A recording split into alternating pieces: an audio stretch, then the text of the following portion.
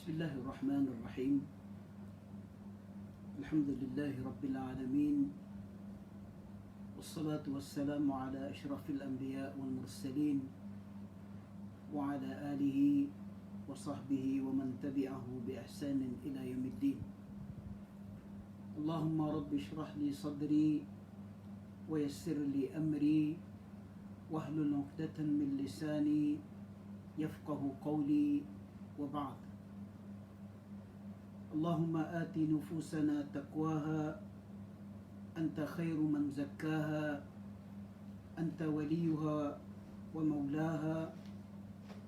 Allahumma ij'al Qur'ana rabi'a qulubina wa zihaba humumina wa jalaa'a ahzanina wa nura sudurina waj'alhu hujjatan lana fi yawmil qiyamah فلا تجعله حجة علينا في يوم القيامة. اللهم علمنا منه مما جهلنا وذكرنا منه مما نسينا وارزقنا بتلاوته آناء الليل وأطراف النهار. اللهم ربنا أرنا الحق حقا وارزقنا اتباعه وأرنا الباطل باطلا وارزقنا اجتنابه. اللهم ربنا اجعلنا من الذين يستمعون القول ويتبعون أحسانه وبعد. Muslimin muslimat yang dihormati dan dikasihi sekalian, Assalamualaikum warahmatullahi ta'ala wabarakatuh.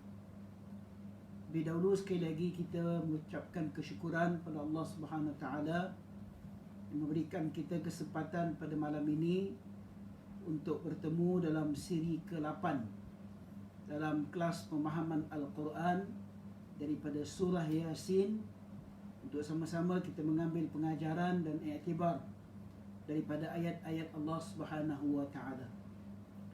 Dalam siri yang ke-7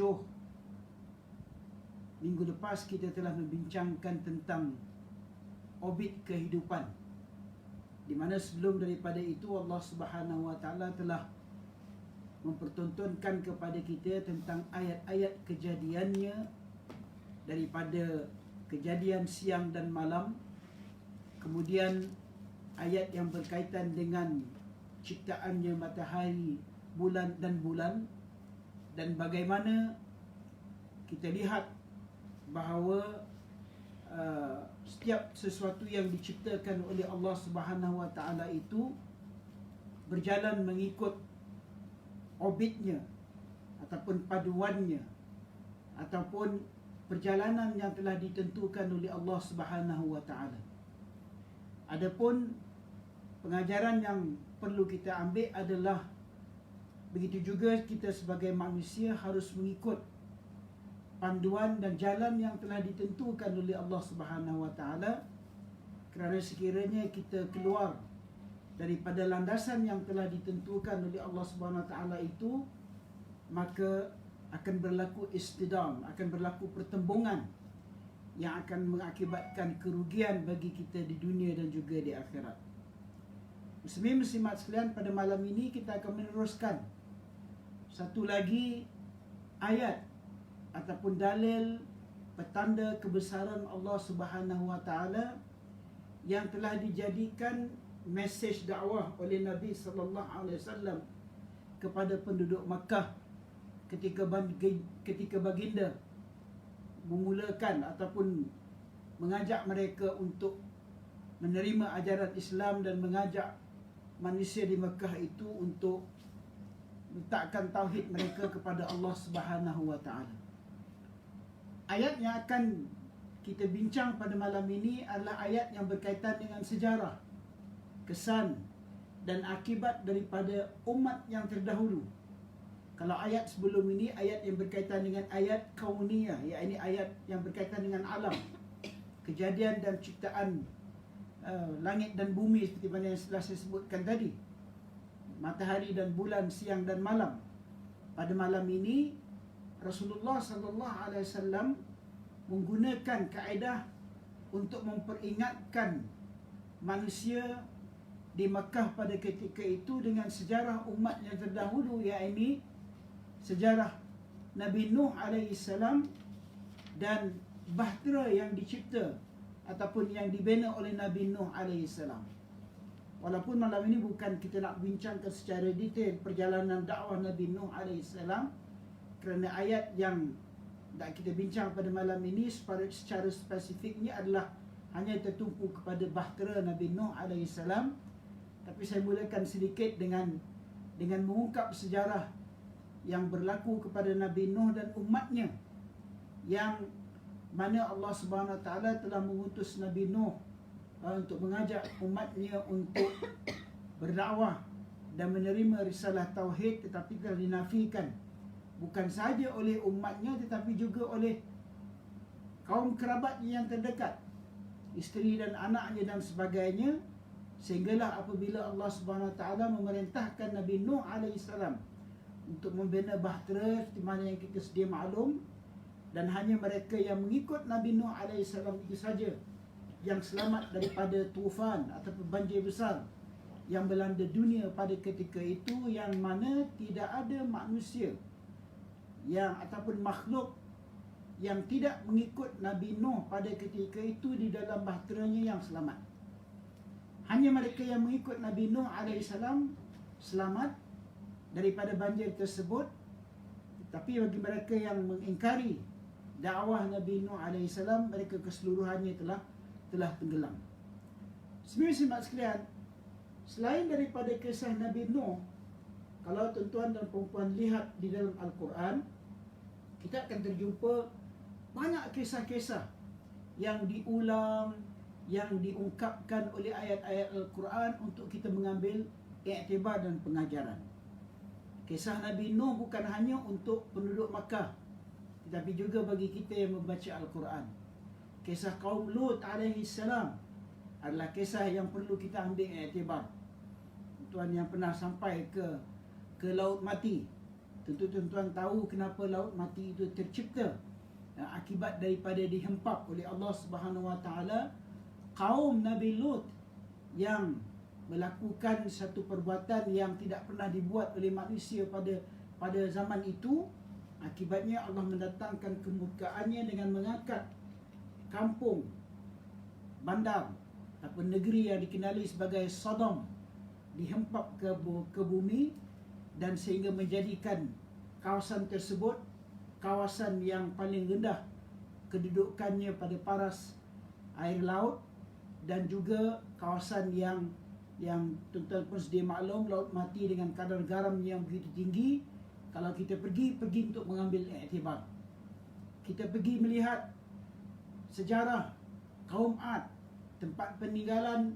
Kalau kita pergi ke Mesir, kita boleh melihat piramid dan lain-lain peninggalan Fir'aun yang hebat-hebat dari segi bangunannya, dari segi arkitekturnya. Tapi semuanya itu dihancurkan oleh Allah Subhanahu Wa Taala. Pemain-pemain utamanya, contohnya Fir'aun yang membangunkan Mesir, yang membangunkan tamadun Fir'aun itu, tetapi kerana mereka ingkar dengan Allah Subhanahu Wa Taala, Allah mendatangkan balak bencananya kepada mereka. Jadi kisah-kisah ini adalah untuk diambil iktibar. Pada malam ini kita akan mula membincangkan bermula daripada ayat 41.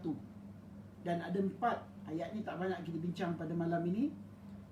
Ada 4 pengajaran utama yang akan kita cuba khulasahkan ataupun kita ambil pengajarannya daripada kelas kita pada malam ini, iaitu pertamanya tentang pengajaran daripada ciptaan bahtera Nabi Nuh alaihissalam dan mereka yang beriman bersama dengan baginda.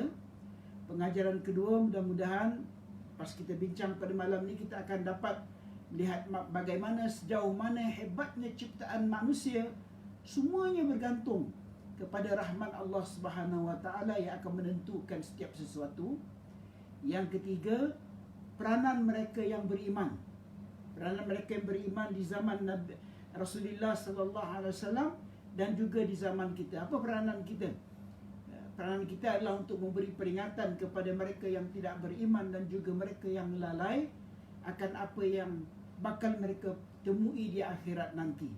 Dan pengajaran yang keempat yang akan kita ambil insya-Allah pada malam ini adalah kelebihan untuk kita memberikan infak di jalan Allah Subhanahu Wa Taala. Kita mulakan dengan ayat 41. firman Allah Subhanahu wa taala ba'da a'udzubillahi minasyaitonir rajim wa ayatul lahum anna hamalna dzurriyyatahum fil fulkil mashhun. Terjemahannya, dan salah satu tanda kekuasaan Allah, kita dah bincang 2 kelas sebelum ni, ayat baru maksud kekuasaan, tanda, dalil. Bila kita sebut ayat, dia adalah tanda ataupun dalil ataupun sebagai tanda kekuasaan Allah Subhanahu Wa Taala. Dan ayat seperti mana yang kita bincang pada minggu lepas, ada 2, ayat makru'ah yang kita baca dengan Al-Quran dan ayat manzurah yang kita lihat dengan deria mata kita. Dalam ayat 41 ini, wa ayatul lahum, dan ayat kepada mereka. Hum di situ rujuk kepada penduduk Mekah. Kerana ayat ini turun kepada Nabi SAW sebagai peringatan kepada penduduk Mekah. Wahai Muhammad, beritahu kepada penduduk Mekah satu ayat, beritahu kepada mereka akan kebesaran Allah Subhanahu Wa Taala, iaitu anna hamalna dzurriyyatahum fil fulkil mashhun. Sesungguhnya kami telah mengangkut keturunan mereka dalam bahtera yang penuh dengan muatan. Ya, ini kita telah mengangkut ataupun ayat ini bermaksud beri peringatan, berikan cerita kepada penduduk Makkah bahawa umat terdahulu pernah kami angkut mereka itu dalam satu fulkil mashhun, iaitu sebuah bahtera yang penuh dengan muatan. Tadi telah kita sebut dalam mukadimah kita, bahtera ini dicipta ataupun dibina oleh Nabi Nuh AS untuk membawa mereka yang beriman, untuk membawa haiwan-haiwan yang diselamatkan oleh Nabi Nuh AS, dan kesemua haiwan-haiwan itu dan manusia itu datang dalam bentuk berpasang-pasangan bila mereka naik ke dalam bahtera itu, sehinggalah diselamatkan Allah Subhanahu Wa Taala. Wa khalaqna lahum min mithlihi ma yarkabun. Baik. Pertamanya, Allah suruh Nabi Nuh buat bahtera. Ini tuan-tuan adalah bahtera yang dibuat oleh Nabi Nuh AS ini adalah merupakan pengangkutan yang pertama tercipta di atas muka bumi. Di mana yang kita sedia maklum, Nabi Nuh ni adalah Nabi yang kedua, ataupun Nabi yang diutus oleh Allah Subhanahu Wa Taala kepada kaumnya, dan pada masa itu dunia masih lagi mungkin Allahu alam penduduknya belum sebegitu ramai, dan bahtera yang dibuat oleh Nabi Nuh ini adalah merupakan pengangkutan pertama yang tercipta di atas muka bumi. Ya. Hasil daripada itu, wa khalaqna lahum min mithlihi ma yarkabun. Dalam ayat ke-42, selepas Allah ceritakan bahawa ada bahtera yang telah menyelamatkan kaum yang terdahulu, Allah menceritakan pula dalam ayat ke-42 bahawa selepas daripada bahtera itu dicipta oleh Nabi Nuh, dibuat oleh Nabi Nuh, selamat mereka daripada banjir besar, bahtera ini kemudian menjadi inspirasi kepada manusia untuk mencipta pengangkutan yang menyerupai bahtera Nabi Nuh AS. Muslimin-muslimat sekalian, perbincangan tentang bahtera Nabi Nuh ni berpanjangan sampai ke hari ini, tak sudah lagi. Ada yang mengatakan bahawa kesan kepada bahtera, peninggalan bahtera itu, ada orang jumpa menggunakan satelit di negeri Turki. Ada yang mengatakan bahtera tu dia punya kesan tu ada di Syria, Allahu alam. Tapi hasil daripada terciptanya bahtera itu, ianya kemudian menjadi inspirasi kepada manusia yang datang selepas Nabi Nuh AS, sehinggalah ke zaman kita ini untuk mencipta pengangkutan yang digunakan di atas air, yang dikenali sebagai bahtera, perahu, kapal dan sebagainya. Nanti kita bincang masa tafsir daripada ayat ini. Itu ayat yang ke-42. Ayat ke-43, wa in nasha' nughriqhum fala sarikha lahum wala hum yunqadun.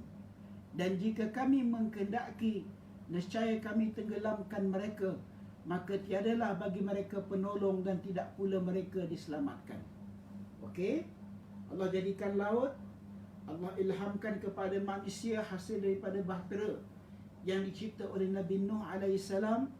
Manusia yang datang dari selepas daripada Nabi Nuh alaihissalam diberikan juga ilham kepada mereka dan kepandaian untuk membina pengangkutan bagi membolehkan mereka sebagai manusia dan juga untuk membawa barang-barang keperluan mereka daripada satu tempat kepada satu tempat, sama ada menggunakan jalan darat maupun menggunakan jalan laut. Dan kemudiannya sampai kepada peringkat menggunakan udara sebagai kawasan untuk dibawa manusia sebagai penumpang dan juga barang-barang untuk dipindahkan daripada satu poin kepada satu poin. Namun demikian, walaupun Allah jadikan laut, Allah jadikan kepandaian kepada manusia untuk mencipta kapal, untuk mencipta pengangkutan, wa inna sya' nughriqhum fala sarikha lahum wala hum yunqadun. Dan jika kami menghendaki, nescaya kami tenggelamkan mereka, maka tiadalah bagi mereka penolong dan tidak pula mereka diselamatkan. Maknanya, walaupun teknologi berkembang daripada satu zaman kepada satu zaman, kehebatan pembinaan sistem pengangkutan ini menjadi semakin moden, semakin canggih dan sebagainya. Dikiyahkan di sini, kalau Allah Subhanahu Wa Taala hendak menenggelamkan sesuatu kapal yang besar, binaan yang besar itu, ianya boleh saja dilakukan oleh Allah Subhanahu Wa Taala. Ianya boleh saja dilakukan mengikut kehendak dan kemampuan Allah Subhanahu Wa Taala. Kenapa ayat ni tuan-tuan? Terjemahan ni kejap, dia punya penjelasan kejap lagi. Saya bacakan dia punya terjemahan makna daripada ayat-ayat tersebut. Dan kemudian ayat ke-44, illa rahmatan minna wa mata'an ila hin. Tetapi melainkan kami selamatkan mereka, melainkan dengan rahmat yang besar daripada kami untuk memberikan kesenangan hidup sampai kepada suatu ketika. Okey. Itu dia punya terjemahan ikut makna ayat-ayat daripada 41 sehingga ayat ke-44 yang sekali lagi saya ulang, peringatan yang diberikan oleh Rasulullah sallallahu alaihi wasallam kepada penduduk Mekah untuk mengambil iktibar akan apa yang berlaku kepada kaum Nabi Nuh dan bahtera yang dicipta oleh Nabi Nuh ataupun yang dibina oleh Nabi Nuh alaihissalam. Nah, bahtera tersebut penuh dengan muatan barang-barang dan haiwan-haiwan yang berpasangan yang diperintahkan oleh Allah kepada Nuh alaihissalam untuk mengangkutnya bersama dengan baginda. Khas sekalian, benda yang berkaitan dengan agama ini, ada ketikanya kita tidak boleh menggunakan hanya logik akal dalam mengaplikasi agama dalam kehidupan kita. Kerana benda yang berkaitan dengan iman, benda yang berkaitan dengan akidah, benda yang berkaitan dengan perintah Allah Subhanahu Wa Taala ini, ada banyak hal-hal yang ditentu dan ditetapkan oleh Allah Subhanahu Wa Taala itu luar daripada pemikiran manusia biasa macam kita ni.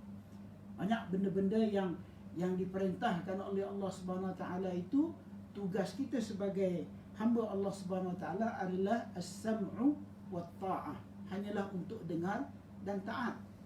Contohnya kisah Nabi Nuh alaihissalam, perintah membina kapal kepada Nabi Nuh alaihissalam ni tuan-tuan, kalau kita lihat di dalam tafsir-tafsir, kalau kita lihat dalam ulasan para alim ulama tentang bahtera tersebut, ianya dibina di atas padang, maknanya di atas daratan.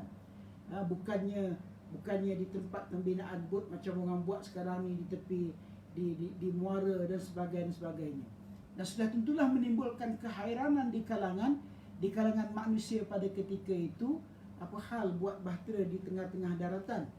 Tapi Nabi Nuh alaihissalam, kerana ianya merupakan perintah Allah Subhanahu Wa Taala, dia taat, dia akur dan dia buat. Begitulah dia agama.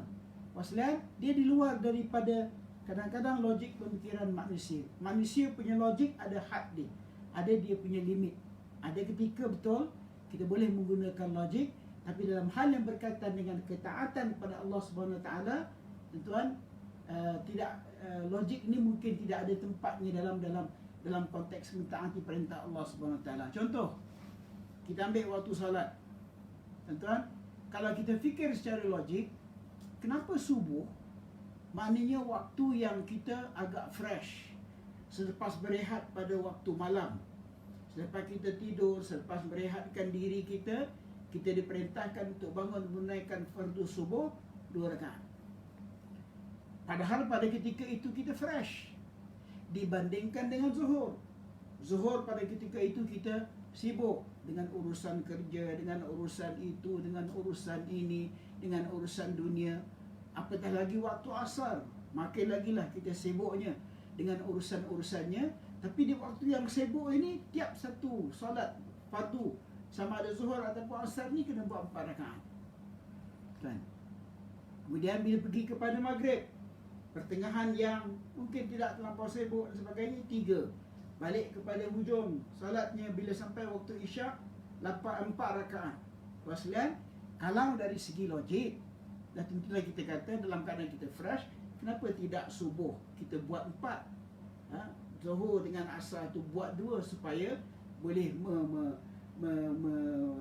kita boleh entertain kesibukan masa dan sebagainya. Tapi tuan-tuan, ianya adalah perintah Allah SWT.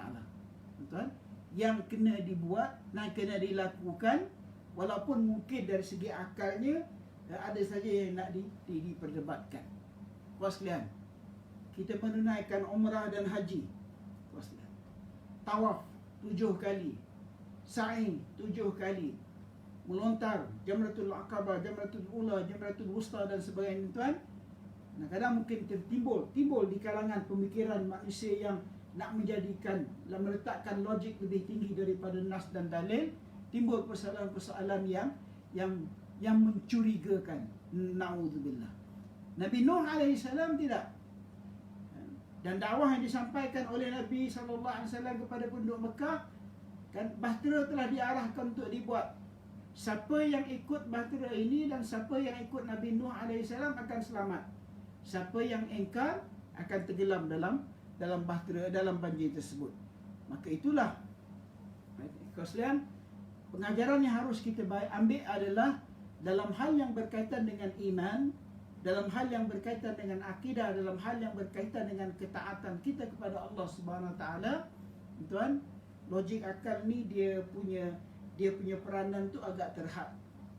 Kerana bagi kita, asas utama yang Allah Subhanahu Wa Taala uji keimanan kita ini adalah hal-hal yang berkaitan dengan perkara yang gaib, perkara yang kita tak nampak, perkara yang kita tak pernah lihat, perkara yang kita tak pernah dengar, perkara yang kita tidak pernah bau pun, tuan. Tapi disebabkan ianya adalah merupakan tuntutan iman, sami'na wa ata'na, kami dengar dan kami taat. Kemudiannya dalam ayat 42, wa khalaqna lahum min mithlihi ma yarkabun, dan kami ciptakan untuk mereka yang akan bagi mereka itu kenderaan seperti bahtera itu. Kawan, saya lihat kepada beberapa tafsiran kepada ayat ini. 2 tafsiran yang paling popular adalah, maksudnya macam saya nyatakan di peringkat mukadimah tadi, daripada bahtera Nabi Nuh inilah kemudiannya diinspirasikan manusia untuk membina sistem-sistem pengangkutan yang lain, termasuk kapal, termasuk kenderaan, termasuk kereta, termasuk kapal terbang dan sebagainya. Walaupun dalam tafsir, tapi tafsir ini tuan-tuan, kalau kita lihat pada tafsir Ibnu Kathir, kalau kita lihat kepada tafsir Qurtubi, tuan-tuan, dia tak cerita lah pasal kereta, pasal kapal terbang. Zaman dia, zaman dulu tu mana ada lagi kereta dan kapal terbang, tuan-tuan. Tapi ditafsirkan bahawa maksud kenderaan yang diilhamkan kemudiannya sehingga menjadi sumber pengangkutan bagi manusia adalah, pertamanya dikatakan bahawa pengangkutan itu bermaksud unta, sebab unta juga dikenali sebagai bahtera sahara, bahtera padang pasir ataupun bahtera daratan yang diilhamkan kepada manusia untuk menggunakan unta sebagai pengangkutan. Tapi kemudiannya juga ditafsirkan oleh Ibnu Jarir dalam tafsir Ibnu Katsir, menyatakan makna firman Allah Subhanahu taala dalam ayat 42 tadi, ketika Ibnu Abbas bertanya kepada murid-muridnya, tahukah kamu apakah yang dimaksudkan oleh firman yang tadi 42, ayat 42 itu? Murid-muridnya menjawab tidak tahu. Lalu Ibnu Abbas radhiyallahu anhu berkata bahawa yang dimaksudkan adalah perahu-perahu yang dibuat sesudah bahtera Nabi Nuh alaihi salam. Semua sekalian, bila sebut pasal perahu, bila sebut pasal bahtera, kemudian terus dalam ayat ke-43 Allah menyebut, firman Allah SWT, wa in nasha nughriqhum, sekiranya kami mengkehendaki, nescaya kami tenggelamkan mereka.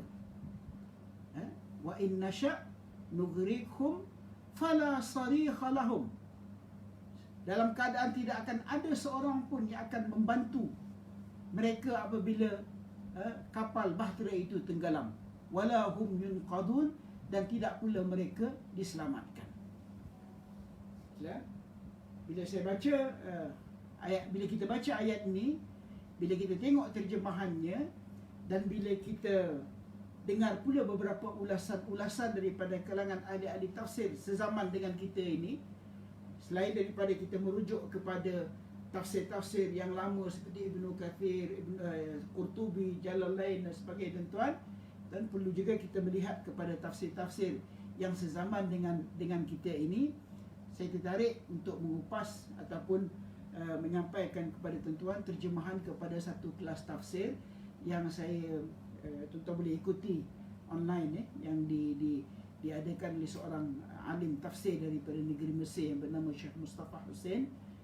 Dia membuat analogi kapal bahtera Nabi Nuh alaihissalam, kemudiannya inspirasi kepada manusia untuk mencipta kapal-kapal dan pengangkutan selain daripada kapal ataupun bahtera Nabi Nuh alaihissalam, dan dikaitkan dengan ayat ni, wa in nasha' nughriqhum, kalau kami hendak kami akan tenggelamkan mereka, melainkan mereka yang mendapat rahmat daripada Allah Subhanahu taala. Dalam ulasan dia terhadap ayat ni, tuan-tuan, dia mengajak kita yang hidup pada zaman ini untuk melihat apa yang berlaku kepada sebuah ciptaan teknologi yang cukup hebat pada awal kurun ke-20, tuan-tuan, melalui sebuah kapal yang namanya Titanic. Sebab Titanic ini, tuan-tuan, adalah gambaran yang cukup mudah untuk kita ambil bagi kita memahami ayat-ayat dalam surah Yasin ayat 41 sehingga ayat 44 ini. Kenapa, tuan-tuan? Kenapa dikaitkan dengan Titanic? Titanic ini yang kita sedia maklum, yang tenggelam pada tahun 1912, tuan-tuan, ketika mula dia kempen pembinaan Titanic ini, dan ketika mula dia kempen ataupun mempromosi untuk orang ramai membeli tiket untuk naik dalam kapal ini untuk perjalanan yang pertama, tuan-tuan, saya bacakan di sini. Saya sempat buat sedikit search tentang Titanic ni, tuan-tuan. Saya bacakan dengan izin. An extract from a White Star Line publicity brochure produced in 1910 for the twin ships Olympic and Titanic, which states, "These two wonderful vessels are designed to be unsinkable." Tuan, ketika mereka mengiklankan Titanic ini, antara konten kepada iklan itu adalah sesungguhnya Titanic ini dibina dengan teknologi yang hebat dan tidak akan tenggelam. Malah, tuan-tuan, ada satu statement yang popular yang berkaitan dengan Titanic ini yang lagi mudah untuk kita faham ayat 41 hingga 44 ni. Satu quotation telah disebut, ada satu filem yang dibuat oleh Cameron dalam kaitan yang berkaitan dengan Titanic ini. Tapi ada satu quotation yang paling masyhur yang berkaitan dengan kapal Titanic ini, iaitu God himself could not sink this ship. Maksudnya, Tuhan sendiri pun tidak akan boleh untuk menenggelamkan kapal ini. Betapa bongkaknya manusia, betapa tuan-tuan, takaburnya manusia yang memikirkan bahawa dengan teknologi yang dia miliki, dengan teknologi yang dia ada, menghasilkan kapal yang sebesar itu, sampai dia cabar Allah SWT dengan menyebut God himself could not sink this ship. Tuan, malah tuan ada beberapa interview yang dibuat, tuan, antaranya salah seorang daripada apa dipanggil, penumpang kapal Titanic itu yang bernama Margaret Devani, ada menyebut bahawa I took passage on the Titanic for I thought it would be a safe steamship and I had heard it could not sink. Dan Margaret Devani mengata dia ambil Titanic ini sebab dia dengar apabila dikempenkan kepada dia, ini adalah merupakan satu kapal wak yang dia diberitahu kapal ini tidak tenggelam. Another passenger yang bernama Thomson Beatty menulis kepada kaum keluarganya, we are changing ships and coming home in a new unsinkable boat. Dia bermusafir, kemudian dia nak balik ke UK, dia nak naik kapal Titanic tersebut. Dia tulis surat kepada keluarga dia menyebut bahawa kami akan tukar kapal kami dan kami nak naik, kita akan balik naik satu kapal yang new unsinkable boat, sebuah kapal yang tidak akan tenggelam. Puas sekalian, apa jadi pada Titanic? Teknologinya hebat, desainnya hebat, tuan, yang merentas keupayaan teknologi pada zaman itu tahun 1910, ianya dibina, ianya tenggelam pada tahun 1912.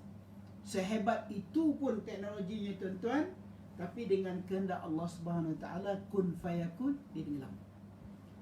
Ketika dah tenggelam tu, ketika dia sudah mula sengit dalam air, tuan-tuan, satu mesej telah dihantar kepada presiden syarikat yang memiliki Titanic, iaitu White Star Line. Nama syarikat tu White Star Line. Satu mesej telah dihantar kepada vice president dia yang bernama Franklin. Mesej ini dihantar oleh pihak-pihak tertentu, kan, memberitahu kepada dia bahawa kapal kamu sedang tenggelam.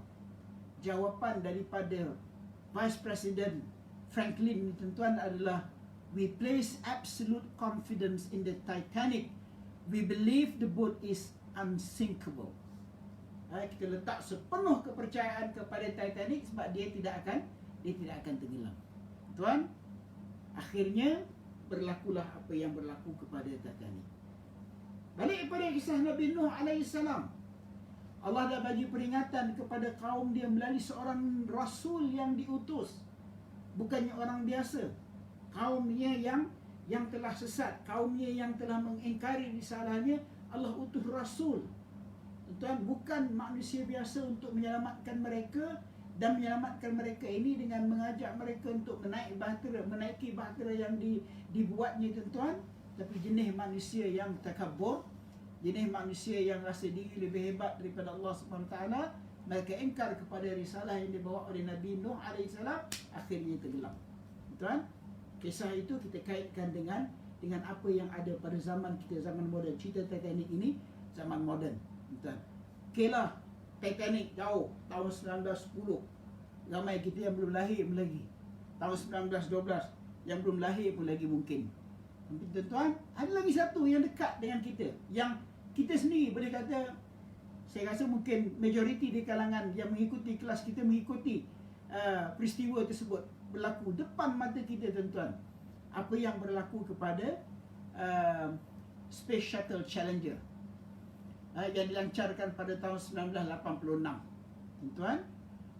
Hanya selepas 73 saat dia melintas ataupun dia meninggalkan bumi, tuan-tuan, melalui Space Shuttle, dia naik 73 saat, boom, meletup.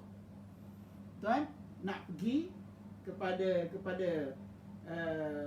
adalah tempat yang nak pergi, habis semua astronot yang ada dalam tersebut mati akibat daripada letupan tersebut. Yang menarik ini tuan, mereka menggunakan nama The Challenger. Nak challenge siapa tuan? Menggunakan nama The Challenger. Siapa yang dia nak challenge? Nak challenge Allah, Allah bagi 73 saat je. Ya, dia naik 73 saat ketika dunia sedang memerhati. Kontrol di bawah ni sedang beroperasi. Begitu juga yang apa yang ada di dalam Challenger itu, dalam Space Shuttle itu sedang beroperasi dengan segala teknologi ini, dengan segala kepakarannya ini, tuan-tuan. 73 saat Allah ambil. Masalah pengangkutan yang menjadi iktibar kepada kita. Saya juga sempat kumpul, tuan-tuan, selain daripada Titanic ni, rupanya ada 7 lagi kapal-kapal besar yang jarang disebut di dalam sejarah, tuan-tuan, yang membuktikan bagaimana kehendak Allah Subhanahu Wa Taala itu boleh saja menenggelamkan siapa dan apa saja yang dicipta oleh manusia ini, kalau ada unsur-unsur yang membawa kepada kekufuran kepada Allah Subhanahu Wa Taala, ataupun ianya mungkin sebagai mesej kepada manusia supaya mengambil iktibar daripada kehebatan teknologi yang dicipta oleh manusia ini. Dia ada had dia, tuan. Contohnya ada sebuah kapal yang namanya SS Eastland yang telah tenggelam pada Julai 24 tahun 1915. 3 tahun je selepas Titanic, tuan-tuan. Ianya telah kapal besar, tuan-tuan. Tuan-tuan boleh Google lah, tengok kapal ni. Kemudian ada sebuah kapal lagi yang bernama White Ship. Kemudian ada sebuah kapal pada tahun 1948 yang dikenali sebagai SS Kiangya. Gambarnya semua ada di sini. And then sebelum daripada itu, pada April 27, 1865, sebuah kapal yang bernama SS Sultana yang menenggelamkan lebih kurang 2,300 penumpang. Kemudian pada tahun 1915 juga ada sebuah kapal yang bernama RMS Lusitania. Nama pun payah nak sebut, tuan. Kemudian ada lagi pada tahun yang ada ini pada tahun dia tak sebut 87, MV Donna Pass, 4,400 passenger. Dan selepas pada itu, pada tahun 1939, MV Wilhelm Gustloff. Banyaklah di sini, tuan. Yang ada dikumpulkan di sini 7 peristiwa kapal besar yang dengan segala kehebatan teknologinya tenggelam dengan kehendak Allah Subhanahu Wa Taala. Simak sekalian, kita tengok apa Allah sebut, ya. Wa in nasha' nughriqhum. Sekiranya kami mengkehendaki, nescaya kami tenggelamkan mereka. Maka tiada bagi mereka sebarang penolong, dan tidak pula mereka diselamatkan. Maknanya bukan semua kapal tenggelam, tuan. Kita pun ramai yang dah pernah naik kapal laut ke kapal terbang, apa dah lagi kapal terbang, tuan. Ada juga kapal terbang yang jatuh, tapi banyak juga kapal terbang yang selamat. Kalau kapal yang hebat segi teknologi ni, kalau Allah hendakkan dia tenggelam, dia tenggelam. Kalau kapal ataupun kapal terbang yang teknologi ni hebat ini, kalau Allah hendakkan dia jatuh, dia akan jatuh. Sebagai bukti kekuasaan dan keupayaan dan kemampuan Allah Subhanahu Wa Taala untuk kita ambil iktibar. Sebab itulah, tuan-tuan, kita ni bukanlah maksudnya kita ni against teknologi. Tak, tuan. Kita apply lah teknologi, kita apply lah kepakaran, kemampuan, pemikiran kita untuk menghasilkan apa saja yang baik. Tapi sebagai seorang yang beriman, jangan lupa satu aspek yang dikenali sebagai aspek tawakal pada Allah Subhanahu Wa Taala dan menyerah pada Allah Subhanahu Wa Taala. Sebab tu kita diajar, tuan, bermula daripada kita keluar daripada rumah. Kalau kita naik kapal, Bismillahirrahmanirrahim wa mursaha, doa yang kita baca, kita meletakkan tawakal kepada Allah Subhanahu Wa Taala.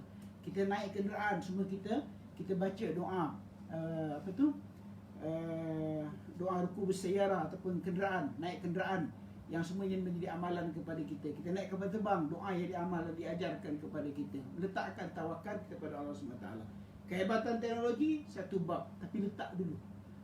Kita punya kaitkan kita punya tawakal pada Allah Subhanahu Wa Taala, dia boleh menentukan apa saja yang dia kenaki. Sebab itu dia kata dalam selepas ayat 43, wa in nasha' nughriqhum fala sarikha lahum wala hum yunqadun. Allah sebut kalau dia nak tenggelamkan, dia boleh tenggelamkan, tetapi dan tidak akan ada siapa yang akan dapat membantu apabila ia telah ditentukan oleh Allah SWT. Macam mana hebat sekalipun kamu punya teknologi, macam mana hebatnya sekalipun kamu punya persiapan, melainkan illa rahmatan minna wa mata'an ilahin, ayat ke-44, iaitu tetapi kami selamatkan mereka melainkan kerana rahmat yang besar daripada Allah Subhanahu Wa Taala untuk memberikan kesedaran hidup sampai kepada satu ketika.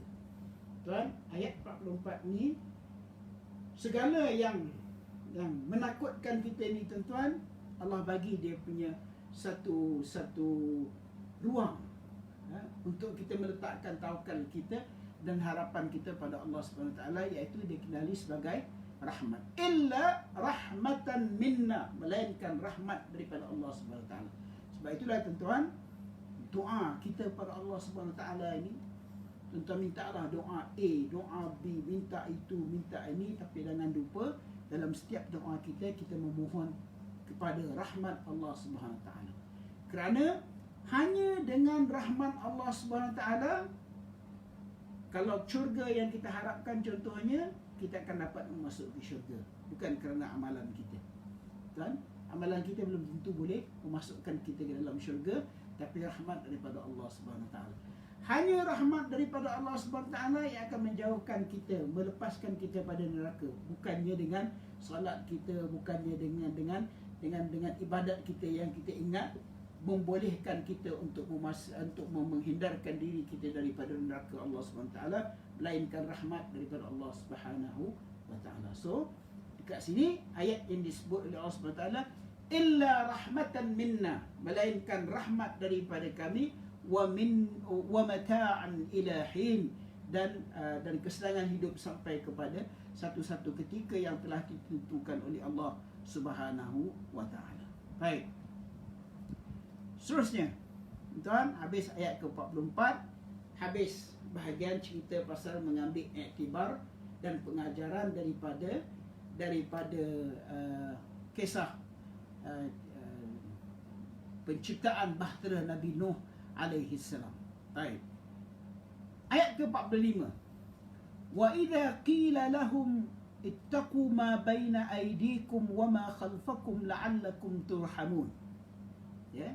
Nah, ayat ni adalah peringatan daripada orang-orang yang beriman melalui Rasulullah sallallahu alaihi wasallam, melalui Allah Subhanahu Wa Taala, kepada orang-orang yang tidak beriman, orang-orang kafir penduduk Mekah. Tuan, peringatan daripada orang-orang yang beriman. Wa idza qila lahum ittaqu ma baina aydikum wa ma khalfakum la'allakum turhamun. Dan apabila dikatakan kepada mereka, takutlah kamu akan siksa yang di hadapan kamu dan siksa yang akan datang supaya kamu mendapat rahmat. Wa ma ta'tihim min ayatin min ayati rabbihim illa kanu anha mu'ridin. Nescaya mereka berpaling dan sekali-kali tiada datang kepada mereka suatu tanda dari tanda-tanda kekuasaan Tuhan mereka, melainkan mereka selalu berpaling darinya. Wa idza qila lahum anfiqu mimma razaqakumullah qala alladhina kafaru lil ladzina amanu anut'imu man law yasha'ullahu at'amah in antum illa fi dhalalin mubin. Ya. Dan apabila dikatakan kepada mereka, nafkahkanlah sebahagian dari rezeki yang diberikan Allah kepadamu, maka orang-orang yang kafir itu berkata kepada orang-orang yang beriman, apakah kami akan memberi makan kepada orang-orang yang jika Allah mengkendakinya, tentulah dia akan memberinya makan, tiadalah kamu melainkan dalam kesesatan yang nyata. Fasal. Apa maksud ayat 45 sehingga 47 ni, tuan? Ayat 45-47 ini adalah merupakan dakwah, peringatan daripada orang-orang yang beriman yang ada di Mekah. Tuan, now orang-orang yang beriman ni, tuan, termasuk kita, apabila Allah Subhanahu Wa Taala telah mengurniakan iman kepada kita, apabila Allah Subhanahu Wa Taala telah mengurniakan hidayahnya kepada kita, apabila Allah Subhanahu Wa Taala telah telah mendatangkan nurnya kepada kita, nur dan hidayah dan kurniaan Allah SWT, tuan-tuan, dia tak padan untuk kita pakai seorang. Dia kena digunakan. Dan untuk digunakan itu, yang terbaik sekali untuk digunakan hidayah, nur dan petunjuk ini adalah untuk mengajak orang lain untuk bersama-sama menerima dan mendapat nur, hidayah dan petunjuk daripada Allah Subhanahu Wa Taala. Baru dia jadi seorang Muslim mukmin yang berfungsi kehidupannya di atas muka bumi. Nah, bagi penduduk yang telah di Mekah, yang telah menerima iman, yang telah dibina imannya melalui Al-Quran dan hadis Nabi SAW, melalui petunjuk dan bersama dengan Rasulullah SAW, mereka menggunakan kesempatan itu untuk mengajak orang lain untuk beriman pada Allah Subhanahu Wa Taala. Tuan-tuan, sebab itu dipanggil nur, nur iman, cahaya iman. Okey. Apa peranan nur, tuan-tuan? Nur ni, cahaya ni ada dua. Satu dipanggil nur maddi, nur yang bersifat ni, yang kita tengok ni, cahaya ni. Yang kedua, nur yang bersifat maknawi. Cahaya ni ada dua. Satu yang bersifat fizikal, yang kita tengok, buka lampu, nampak cahaya, itu cahaya. Bila naik matahari, tuan-tuan, waktu fajar, hendaknya diterang, ini menimbulkan cahaya. Dengan cahaya tersebut, kita boleh berjalan. Itu nur ataupun cahaya yang bersifat maddi. Satu lagi nur, satu lagi cahaya yang disebut, yang dibincang oleh ahli-ahli tafsir adalah nur yang bersifat maknawi. Tuan, nur yang Allah SWT berikan kepada kita dalam bentuk iman, dalam bentuk hidayah dan dalam bentuk petunjuk. Nah, kalau kita ambil kedua-dua cahaya ni, tuan-tuan, pertama kita ambil nur ataupun cahaya yang bersifat maddi, yang bersifat fizikal tu, apa fungsi dia, tuan-tuan? Fungsi dia antara lain adalah dengan cahaya tersebut kita boleh berjalan di atas muka bumi, kita boleh melaksanakan tugas dan kerja kita di atas muka bumi. Kita tidak akan bertembung antara satu sama lain. Kita akan dapat melihat, kita akan dapat menggunakannya untuk manfaat kita. Jadi peranan utama cahaya yang bersifat fizikal itu adalah untuk membolehkan kita melihat dan menggunakan peluang itu untuk tidak berlaku pertembungan di dalam kehidupan kita. Itu nur yang bersifat maddi. Tapi bagi orang yang beriman, Allah bagi lagi satu nur. Tuan, nur itu adalah cahaya dalam bentuk iman yang dikurniakan kepada orang yang beriman, yang dengan nur ini sepatutnya dia gunakan seperti mana digunakan nur yang bersifat maddi. Kita gunakan nur yang bersifat maknawi ini untuk mengajak manusia kepada kebenaran. Tuan, tidak semua manusia ini dapat nur tersebut. Bagi orang yang beriman, alhamdulillah, kan, nur itu telah diberikan kepada kita. Banyak, sikit, tuan, tinggi, rendah dari segi kualiti dan kuantiti ilmu itu kita serah pada Allah Subhanahu Wa Taala. Tapi peranannya adalah bagaimana nak menggunakan nur yang dikurniakan Allah Subhanahu Wa Taala dalam bentuk manawi kepada kita ini, untuk kita apply, sama seperti kita apply nur yang bersifat maddi yang Allah berikan dalam bentuk cahaya matahari, cahaya bulan, cahaya lampu, cahaya api, cahaya torchlight, cahaya sebagainya, tuan, untuk mengelakkan pertembungan dalam kehidupan kita. So kita nak bawa nur yang bersifat maknawi itu untuk mengajak manusia daripada kesesatan dan juga daripada istidam, daripada pertembungan dalam kehidupan. Maka di situlah timbul apa yang disebut sebagai dakwah, mengajak manusia kepada kebaikan. Dan beberapa kali dah kita ulang, tuan-tuan, ya, dakwah ni tugas yang tertanggung di atas setiap bahu seorang yang menamakan dirinya sebagai seorang Muslim mukmin. Tuan, benda nak mengajak manusia kepada Allah SWT ni, tuan-tuan, bukannya perlu kepada sesuatu yang bersifat fantasi ataupun sesuatu yang menggunakan istilah yang jargon-jargon, tak perlu. Dan mudahnya Nabi SAW ketika masuk ke Madinah. Hari pertama baginda hijrah ke Madinah daripada Makkatul Mukarramah. Tuan, kita semua sedia maklumkan perjalanan Rasulullah SAW yang mengambil masa beberapa hari selepas baginda menerima izin daripada Allah Subhanahu Wa Taala untuk meninggalkan Makkah menuju ke Madinah. Baginda kemudiannya meminta Sayyidina Ali untuk tidur di tempat baginda, kisah yang kita sedia maklum, tuan. Kemudian bersama dengan Sayyidina Abu Bakar As-Siddiq radhiyallahu anhu di Gua Thur selama 3 malam. Dan dalam perjalanan, tuan, berlaku berbagai-bagai insiden terhadap Nabi SAW. Payahnya untuk bawa Islam ni sampai ke border Madinah, untuk masuk ke Madinah, tuan-tuan, dalam keadaan penduduk Madinah sedang menanti-nanti ketibaan Nabi sallallahu alaihi wasallam. Bila dilihat Rasulullah sallallahu alaihi wasallam masuk ke sempadan Madinah, ini disambut dengan nasyid yang kita sedia maklum, tala'al badru alaina dan sebagainya, tuan. Tapi saya nak ungkapkan di sini mesej pertama Nabi sallallahu alaihi wasallam bila masuk Madinah, tuan. Dia nak share nur. Dia Nabi sudah tentulah, tuan, segala yang telah Allah berikan kepada baginda alaihi salatu wasallam. Tapi nur yang juga telah diperolehi oleh kalangan sahabat-sahabat yang lain, sama ada sahabat-sahabat yang asal ahli Madinah ataupun yang telah berhijrah ke Madinah lebih awal daripada baginda alaihi salatu wasallam. Bila Rasulullah SAW masuk saja Madinah, dia share ataupun diarahkan melalui hadis baginda alaihi salatu wasallam itu dengan kalimat yang cukup mudah. Apa Rasulullah sebut? Ayuhan nas, afshus salam wa at'imu at-ta'am wassallu bil-laili wan-nasu niyam tadkhulul jannatu bis-salam.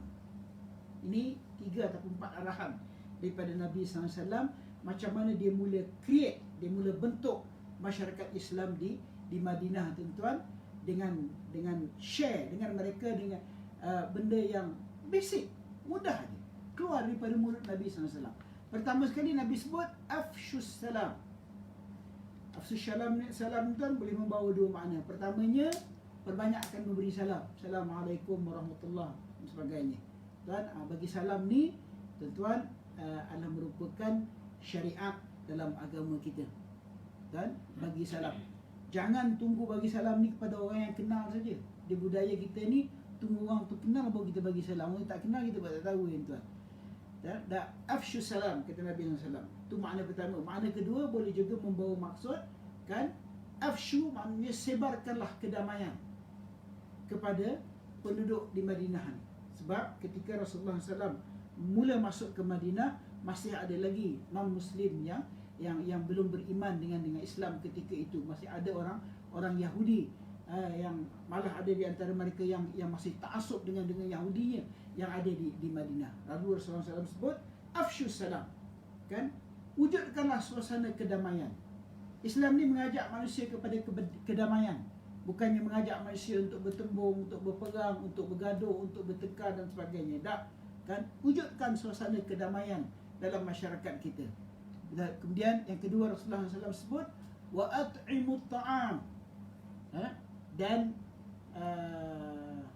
kalau kita nak terjemahkan yang mudah untuk kita faham, tuan, perbanyakkan memberi makan, tuan. Banyaklah bersedekah. Sedekah paling baik, tuan, bagi makan.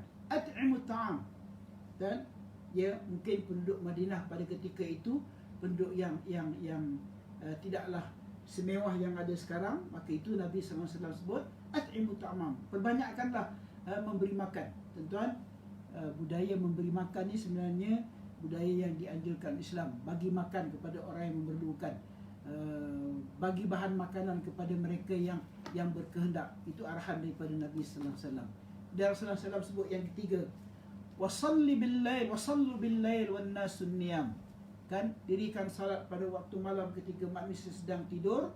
3 benda ni kamu buat, iaitu memberi salam ataupun mewujudkan kedamaian di dalam masyarakat, memberi sedekah dalam bentuk memberi makanan, kemudian beribadah pada waktu malam dalam keadaan manusia sedang tidur. Rasulullah kata tadkhulul jannata bis salam, ya, tadkhulul jannah bisalam. Kamu akan masuk syurga dengan penuh sejahtera, salam sejahtera daripada Allah Subhanahu wa taala. Okey. Tadi saya sebut bahawa ayat 40 berapa tadi tuan, 45 sehingga 47 itu adalah merupakan ajakan daripada orang-orang yang beriman di Mekah pada ketika itu kepada orang-orang yang belum beriman untuk menerima Islam, menerima hidayah, menerima petunjuk daripada Allah Subhanahu wa taala. Masih suara masih ada problem kan? Ramai yang hantar ni. Okey. Mengajak manusia kepada beriman kepada Allah Subhanahu wa taala. Simak sekalian, disebutkan di sini bahawa tafsirannya setiap orang yang beriman hendaklah menyedari bahawa mereka telah dikurniakan Allah Subhanahu wa taala dengan cahaya hidayah untuk menerangi kehidupan mereka. Cahaya itu pula hendaklah digunakan untuk menjadi petunjuk kepada yang lain agar mereka dapat diselamatkan di dunia dan di akhirat. Namun sekali lagi harus diingatkan bahawa masing-masing tugas kita hanyalah untuk menyampaikan, manakala natijahnya kita serahkan kepada Allah Subhanahu wa taala. Salah satu perkara yang dianjurkan sebagai penebus kepada dosa-dosa yang telah dilakukan adalah dengan melakukan infak di jalan Allah Subhanahu wa taala. Hujung ayat ini kan Allah Subhanahu wa taala menyebut tentang keperluan kita untuk melakukan infak, memberikan sumbangan di jalan Allah Subhanahu wa taala sebagai salah satu daripada usaha untuk menebus dosa. Bila orang-orang Islam mengajak orang-orang kafir di Mekah itu untuk mereka bertaubat kepada Allah Subhanahu wa taala, mereka kembali kepada Allah Subhanahu wa taala, mereka menerima agama Allah Subhanahu wa taala walaupun ianya dipersendakan oleh orang kafir itu, waslian, tapi diberikan jalan yang mudah, antara jalan yang mudah boleh menebus dosa mereka yang ingkar pada Allah Subhanahu wa taala ini apabila dianjurkan kepada mereka supaya wa anfiqu, dan kamu berikanlah infak di jalan Allah Subhanahu wa taala. Tetapi tuan-tuan, arahan untuk memberi infak di jalan Allah Subhanahu wa taala ini kemudiannya dipersendakan oleh orang-orang kafir di Mekah. Dia kata, kenapa pula kami nak bagi infak kalau betul Tuhan kamu kaya dan sebagainya? Sudah tentu dia mengkayakan orang-orang yang miskin yang ada di kalangan kamu ini. Islam, seruan untuk memberikan infak di jalan Allah Subhanahu wa taala ini dijadikan bahan persendaan oleh orang-orang kafir yang ada di Mekah. Tuan-tuan, akibatnya tuan-tuan ialah di mana kita sedia maklum, tugas diteruskan untuk menyampaikan risalah dakwah. Yang tak mau beriman kekal dalam keadaan beriman walaupun berbagai-bagai ayat ditunjukkan oleh Nabi sallallahu alaihi wasallam kepada mereka. Nabi tunjuk kepada mereka cerita pasal bulan dan bintang, cerita pasal bulan dan matahari, cerita pasal kejadian siang dan malam, tak juga mau beriman. Kemudian Nabi ceritakan kepada mereka pula tentang ayat yang berkaitan dengan sejarah umat terdahulu, kisah Nabi Nuh alaihi salam, tidak mau juga mereka beriman. Akibatnya tuan-tuan, akibatnya adalah suasana yang akan menanti mereka nanti pada Yaumul Mahsyar ataupun hari kebangkitan semula yang akan kita bincang bermula pada minggu hadapan tentang Al-Ba'thah, iaitu apabila manusia merasa hairan nanti apabila dia dibangkitkan semula selepas dia mati dan duduk di alam kubur. Bila dia bangkit nanti, antara persoalan yang akan ditanya adalah siapa yang membangkitkan kita daripada tidur kita. Ini soalan yang akan ditanya pada minggu hadapan, insya-Allah, yang akan memulakan cerita tentang alam barzakh, tentang alam akhirat. Kemudiannya Allah ceritakan pula tentang nikmat-nikmat, antaranya nikmat di syurga yang bakal diperolehi pada itu kelas kita pada minggu hadapan, insya-Allah. Semua sekalian, pada malam ini ayatnya bermula daripada ayat 41 sehingga ayat 47. Mudah-mudahan ada manfaatnya kepada kita semua. Saya mohon maaf sekali lagi, saya dah pakai dah mic ni, tapi masih ada ramai juga yang hantar lagi yang katanya tak jelas suaranya. Saya akan cuba baiki lagi, mudah-mudahan ada manfaatnya untuk kita semua. Muslimin sekalian, sekali lagi kita ucap syukur pada Allah Subhanahu taala. Mudah-mudahan Al-Quran menjadi amalan kehidupan harian kita. Doa yang kita baca pada awal kelas, tuan, kita baca juga pada akhir ni, hendaklah kita jadikan doa ni sebagai amalan harian kita, iaitu Allahumma ja'al Qur'ana rabi'a qulubina. Ya Allah, Tuhanku, jadikanlah Al-Quran ni sebagai musim bunga bagi hati kita, wa jala' ahzanina, dan yang mengangkat segala keraguan dan kegusaran pada hati kita, wa nuras sudurina, dan menjadi nur kepada hati kita, tuan, kan, waj'alhu hujjatan lana fi yaumil qiyamah, dan jadikanlah Al-Quran ini hujjah kepada kita di hari kiamat nanti. Fala taj'alhu hujjatan alaina fi yaumil qiyamah, dan janganlah kamu jadikan Al-Quran ini hujjah ke atas kita. Jadikanlah Al-Quran ini hujjah bagi kita dan bukan hujjah ke atas kita di hari kiamat nanti. Alimna minhu mimma jahilna, kamu berikanlah kami kefahaman dengan ilmu, dengan segala yang apa yang kami jahili daripada Al-Quran ini.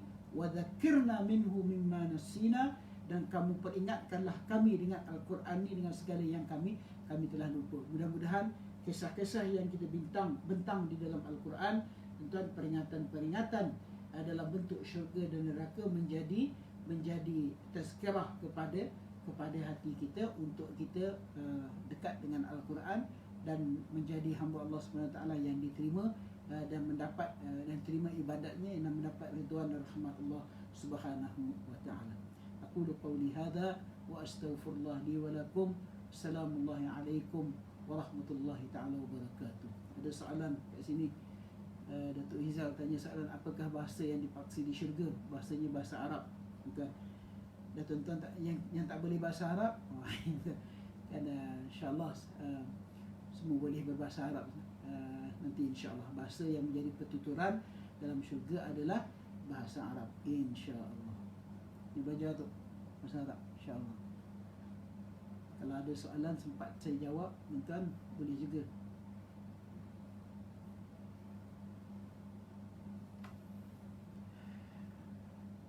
Okey, terima kasih banyak-banyak. Aku qauli hadza wa astaghfirullah li wa lakum. Assalamualaikum warahmatullahi taala wabarakatuh.